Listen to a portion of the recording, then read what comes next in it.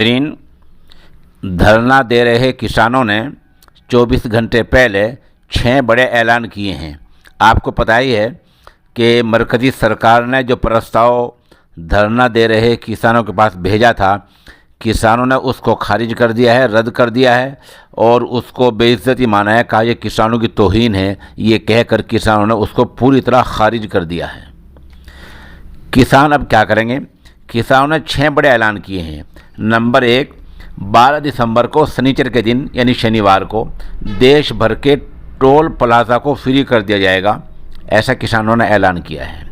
Number 2, Ambani और अडानी के जो प्रोडक्ट हैं उनका बायकॉट किया जाएगा।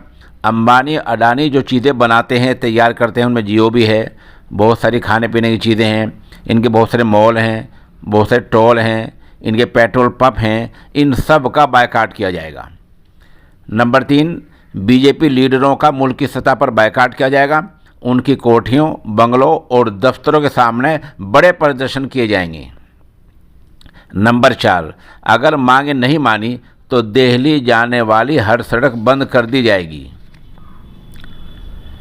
इस तरह 14 दिसंबर को पूरे मुल्क में ज़िला दफातर पर धरने दिए जाएंगे। जो सरकारी ज़िला दफ्तर होता है उस पर धरना दिया जाएगा और मुजाहरा किया जाएगा। इधर 12 दिसंबर तक जयपुर दिल्ली हाईवे को पूरी तरह बंद कर दिया जाएगा। इन ऐलानात के बाद सरकार कुछ हरकत में आई है। वज़ीर दाखिला जनाब अमित शाह और वज़ीर ज़राअत जनाब नरेंद्र तोमर के दरमियान कई घंटे की मीटिंग चली है और इस मीटिंग में इसी बारे में गौर व खोज किया गया है। बहरहाल किसानों के ये 6 बड़े ऐलान हैं। अब देखना ये है कि आगे होता क्या है।